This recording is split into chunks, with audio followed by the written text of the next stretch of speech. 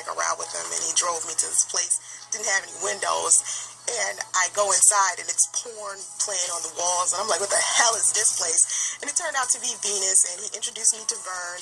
He just was really feeling some kind of way about the place. He was thinking about closing, so I helped him bring in some money to the venue. But, you know, I experienced a lot dealing with Chris. Chris introduced me to the whole lifestyle, and Chris was actually inside of a relationship at the time. I don't think we ever intended on, like, being together or even doing anything sexual. It kind of just ended up that way, but he did end up still marrying this girl anyway and still keeping me. So it was like an awkward situation, and I had never, ever been with a married man before, and that was the first time I actually done something like that. Hoes be lying. It's an interesting book. Women are looked at differently inside of that lifestyle. So you can understand a unicorn is a bisexual female inside of the swingers lifestyle who sleeps with other couples. And so that's the reason why they call it a unicorn, because it's rarely, it's rarely like seen for a woman to come in there single. At first it seemed like it was a cool experience. You know, the people were cooler. It seemed like they were easier to deal with. But what I noticed was a lot of people were coming in with these groups that were making the lifestyle a detrimental place. And so a lot of women were looked at as hoes, when actually men were going around fucking, just as many people as these women were. So, one thing I don't like about the lifestyle, or just in general, is disrespect. And I'm going to tell my experiences as honest as I can. I don't give a fuck about naming people, especially motherfuckers who disrespected me. Like, if you disrespected me, I'm definitely going to say your name inside of the book. Like, be prepared for that shit. If me and you have because you was hurt, because you was a hoe. With a lot of people, I've decided to give a lot of these people aliases. But people like Chris, I could give two fucks about Chris. Oh, because you mad at him, huh? He was extremely disrespectful. Because he treated you like you little hoe. When I entered the lifestyle. You entered the lifestyle as a hoe. Experiment with that nigga. And I need females to understand that no matter how much you like a nigga or how much you think a nigga your friend, don't you ever do something as crazy as I did. Oh, now you give him life lessons. Simply because that nigga wants to be pleased, because I did this nigga a favor. Oh, you did him a favor. I heard of the lifestyle. I didn't know anything about swinging, and here he comes with his perversion and sexual. Okay, Miss Sunray. He wanted fulfilled. But you was down for it. Yes, you got a free choice. Good friend to him, and he kept saying, the women in his life were so disappointing to him. Even the woman that he was with was so disappointed to him, and his ex-wife that did some shit. It's just so much shit. These niggas have like so much baggage, and they take it. Oh, okay, Sunray. It's the same thing with like Glide. I made videos in the past. The comments, she got to delete the comments, because when you start really speaking the truth, she don't want the world to see that. She want the world to believe this make-believe shit that she putting out here, like talking about, I took her to her first swinger party. This may be true, but I took you to the party and you had sex with damn every dude that was there. You didn't look like a goddamn rookie to me. You look like an expert. You know what I mean? Real talk. Like, we had a long 6-7 month thing of where we were just having sex, but I was engaged to be married when I met her. She knew I was engaged, but I guess she always would say shit like, "Are you sure you're ready to get married? Cause I don't think you'll be having sex with me if you was ready to get married." Man, get the fuck out of here with that shit. Yes, I was still gonna get married, but if you're gonna allow me to continue having sex with you, I'm gonna do it. You know what I mean? Like, I ain't gonna never tell nobody she ain't have no good sex, cause she did. She definitely had good pussy. But that shit went on for a while. Say what now? I respect you keeping it G. I respect. I got to. You know what I'm saying? Like, at the end of the day, I never was gonna ever disrespect her, but yesterday it was like the final straw, bro. Like, the chick that I was married to at the time I was messing with her, I've been divorced from that woman since the end of 2011. I'm remarried, been married for 4 years. I got a child by my wife. We got 2 stepsons.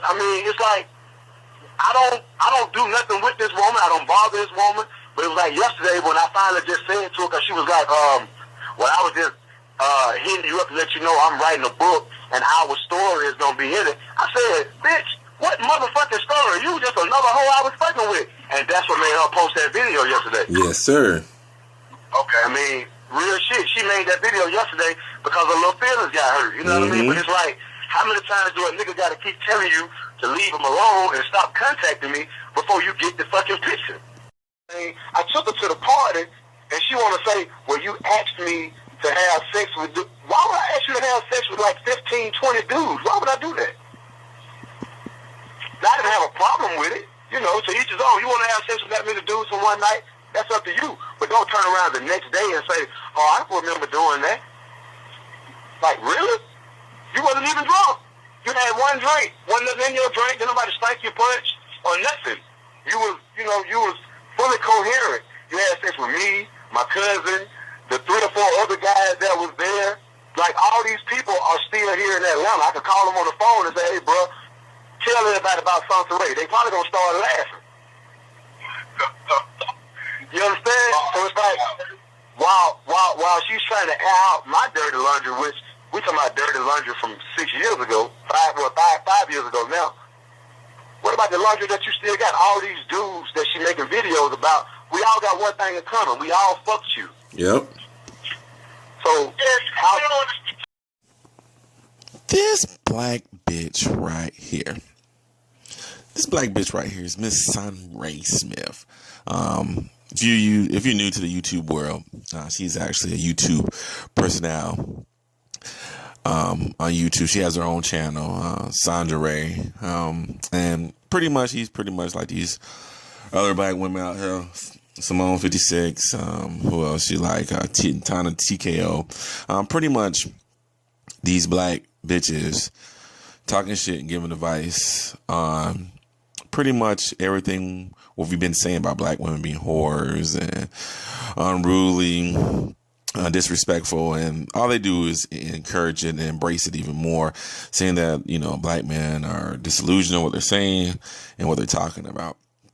But to get on her, what's came out has leaked out that she's writing a book called A Unicorn, something, Black Girl and Unicorn, something like that. But the book is about her being bisexual and actually her experience of pretty much just being a whore, just being a real bona fide hoe in the city of ATL, right there in Atlanta, Georgia, being a real super hoe. She was talking to several guys, and the one guy she brings up is Mr. Chris Law. And she had aired him out. Well, she tried to air him out, and I guess she wanted, because he wasn't contacting her. You know how the routine of how these bitches do. You put them out there, you hit it, you good on them after a while, and they still want a relationship and all that shit. So he pretty much ended up getting married. And, he called out her name, called her little hoe bitch. She got in her feelings, so she did a video on him talking shit. But in the video, that she was trying to, discredit the guy, pretty much she was just being a hoe. Now, on her channel, she talks about, being celibate and talking about all these issues of how black women should be treated and viewed. And you got her, a host of her own show on YouTube, being a whore. This black bitch right here, being a whore, a super hoe, slut. Sucking dick, taking up in the ass. She's doing all type of whole shit. But she's still sitting on her channel talking shit about black men, telling black women, but yes, you're a strong, independent, doesn't care about what you're doing, being a hoe, and you shouldn't be judged about being a hoe. If you being a hoe, you being a hoe. Nobody gives a fuck. Just when it comes up, just own up to it. That's the problem. But that's the problem with the black woman anyways, you black bitches. So, still with that, she's over 30 years old, still trying to be a model.